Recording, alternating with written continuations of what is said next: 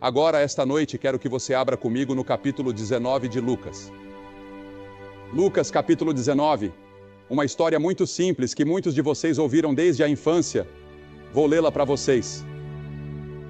O capítulo 19, os primeiros 10 versículos, se você tiver sua Bíblia, e espero que tenha.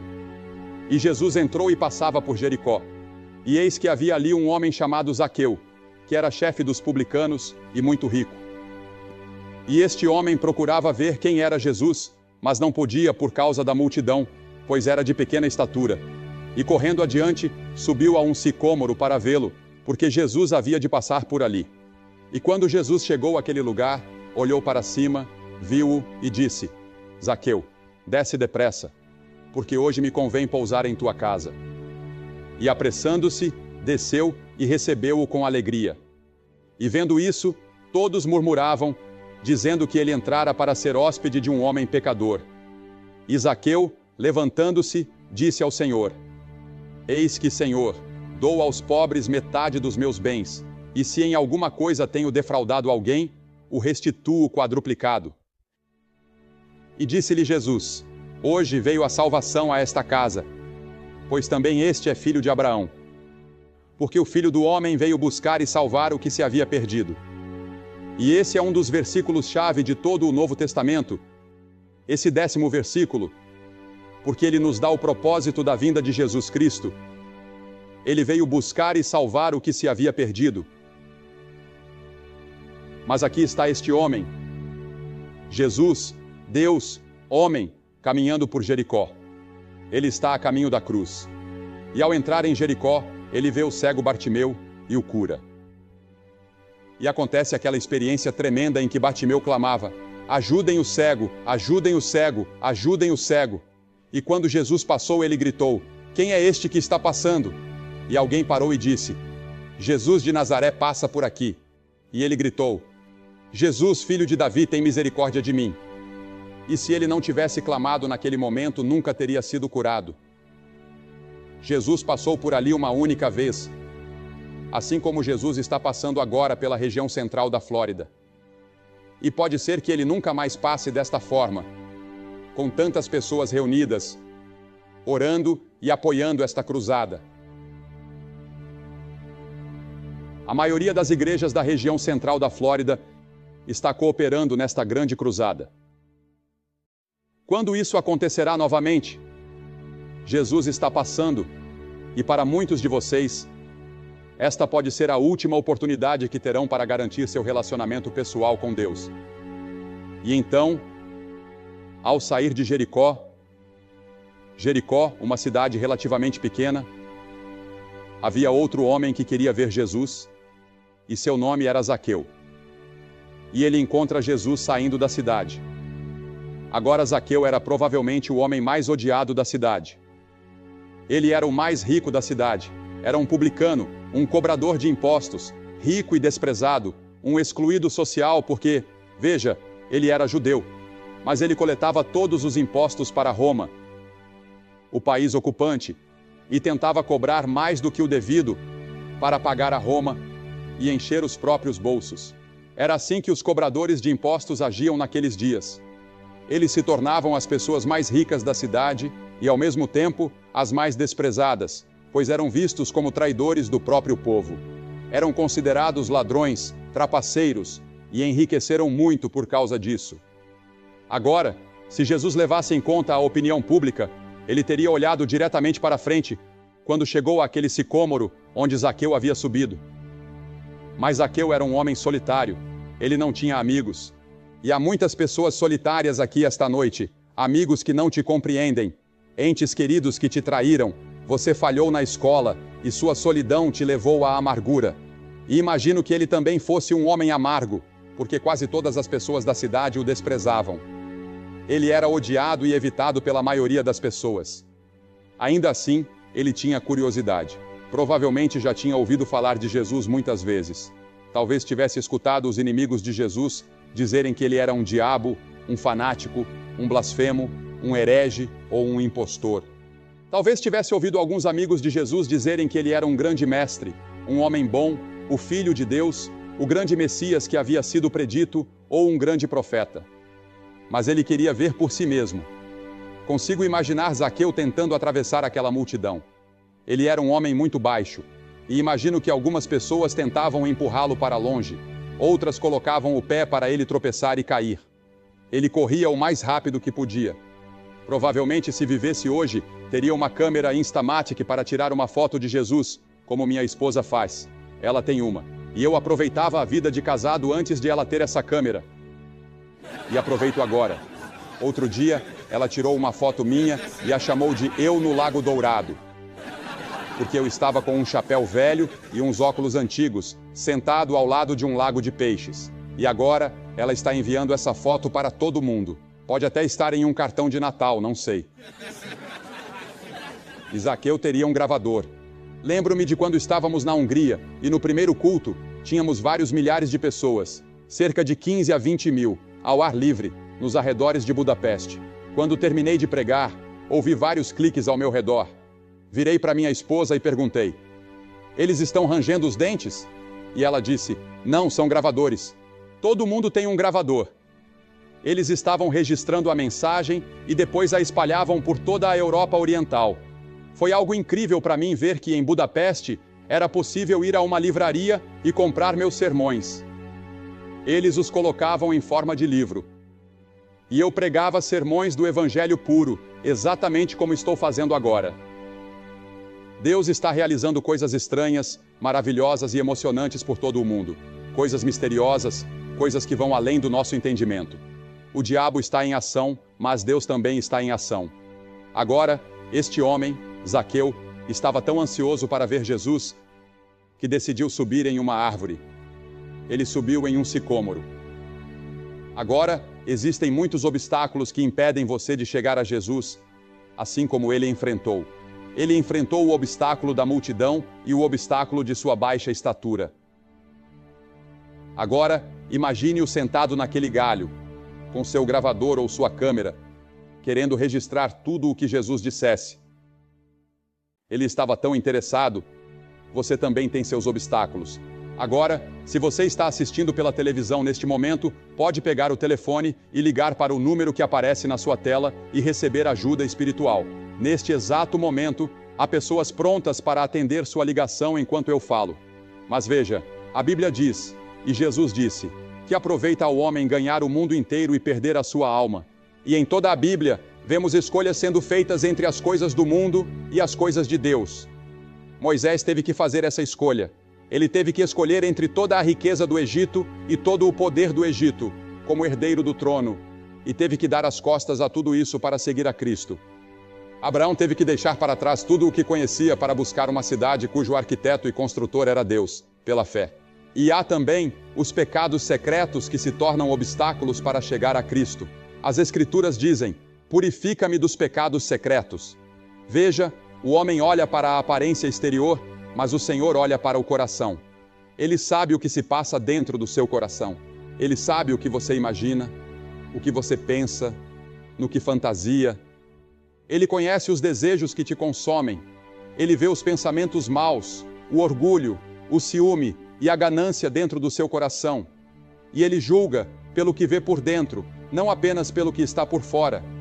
E quantos de vocês são membros da igreja bem vistos por todos, líderes, professores da escola dominical? Mas lá no fundo, você sabe que seu coração é tão escuro quanto o dos piores pecadores da cidade. E você sabe que é um hipócrita. E isso te envergonha. Você não sabe o que fazer a respeito disso. E gostaria de alguma forma encontrar paz, mas não tem conseguido.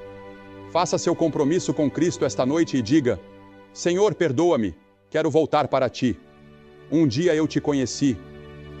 Um dia experimentei a alegria de Cristo, mas de alguma forma perdi essa alegria e gostaria de encontrá-la novamente. A justiça própria também pode ser um obstáculo. Há uma geração que é pura aos seus próprios olhos, mas que não foi lavada da sua imundícia. Justa aos próprios olhos como os hipócritas dos dias de Jesus. Agora, Zaqueu estava sentado lá em cima. Ele encontrou um jeito de chegar ao sicômoro Assim como você encontrou um jeito de chegar aqui. E foi a curiosidade que o trouxe. Curiosidade. Você sabia que muitas pessoas encontram Cristo por curiosidade? Muitos de vocês vieram para esta reunião por curiosidade. Muitos vieram porque alguém os trouxe. Mas muitos vieram apenas por pura curiosidade. Ouvimos falar de um homem na outra noite que estava passando pela estrada e viu as luzes acesas. Acho que li isso em um dos jornais. Ele simplesmente parou, encontrou um estacionamento bem longe e caminhou até aqui, já no meio do culto. Mas entregou sua vida a Cristo e contou no jornal a alegria que encontrou em Jesus Cristo. Isso pode acontecer com você? Então Jesus chama Zaqueu. Zaqueu, desce depressa. A multidão murmura e ainda murmura hoje. Quando você se aproxima dos pecadores ou tenta alcançar aqueles que estão do outro lado da sociedade, sempre haverá murmuração. Jesus confrontava severamente os pecadores religiosos, mas tratava os outros pecadores com ternura e amor. Veja, a discussão e o debate de Jesus não eram nem mesmo contra o Império Romano. Seu confronto era com os líderes religiosos que não viviam como deveriam viver, eram hipócritas. E muitos de nós somos assim. Desenvolvemos essa mesma mentalidade. Isso é especialmente verdadeiro em algumas partes do nosso país, onde as pessoas vão à igreja em grande número, mas durante a semana não vivem uma vida diária com Cristo. Mas saiba que Jesus nunca comprometeu a verdade. Ele não oferece uma graça barata ou uma salvação barata. Quando você vem a Cristo, deve estar disposto a se arrepender do pecado e recebê-lo em seu coração. E perceba que foi um chamado urgente. Jesus disse: desce depressa agora. Agora é o tempo aceitável. Hoje é o dia da salvação. Não há promessa para o amanhã. A Bíblia não garante que você estará vivo amanhã. Deus não faz promessas para o amanhã. É hoje. Agora, agora, agora. A Bíblia inteira enfatiza isso. E foi um chamado bem-sucedido, porque Jesus realmente foi à casa de Zaqueu. Provavelmente levou Mateus com ele, porque Mateus também tinha sido um publicano e coletor de impostos. Jesus lhe disse: segue-me. E Mateus se levantou e seguiu. Talvez Jesus o tenha levado para dar seu testemunho a Zaqueu, não sabemos. Mas Zaqueu, orgulhoso, provavelmente mostrou a Jesus tudo em sua casa. Suas obras de arte, seus servos, os belos tapetes no chão, as grandes janelas panorâmicas com vistas incríveis, os jardins bem cuidados. Ele se orgulhava de tudo isso. Mas Jesus provavelmente ficou apenas parado, olhando para Zaqueu. E Zaqueu começou a se perguntar: por que ele está me olhando assim? Esses olhos penetrantes estão atravessando minha alma. Então Jesus se virou, olhou pela janela e viu a humanidade quebrantada. Viu os que sofriam, os pobres, aqueles de quem Zaqueu havia roubado e enganado. E sua consciência começou a pesar. Ele foi tomado por convicção de seus pecados. De repente abriu a porta e gritou com todas as suas forças: Senhor Jesus, estou pronto.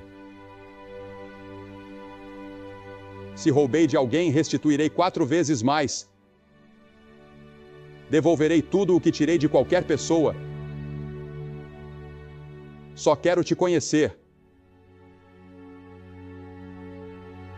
Foi preciso arrependimento e restituição. E a Bíblia diz que ele fez isso com uma nova alegria no coração. Ele fez isso com alegria. Há pouca alegria na vida de muitas pessoas hoje, até mesmo entre aqueles que se dizem crentes. E a Bíblia fala de 2 tipos de alegria. Há alegria no céu quando uma pessoa vem a Cristo. Eu vos digo que da mesma maneira, haverá alegria no céu por um pecador que se arrepende. Quando você vem a Cristo nesta noite, pode ser que seja o único, mas você fará com que as orquestras do céu toquem e os coros celestiais cantem por sua causa. Apenas uma pessoa causa alegria no céu, e há também alegria dentro do seu coração quando você vem a Cristo.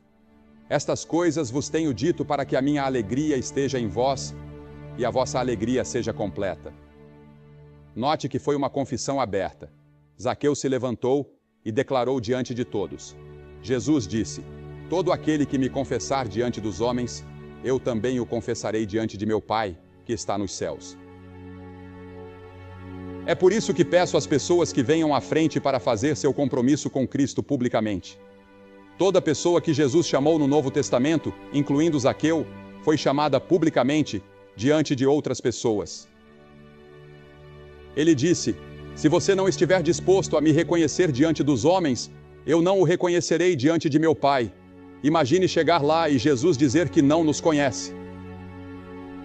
Ele disse que haverá muitos que dirão: mas Senhor, eu fiz isso por ti, fiz aquilo por ti.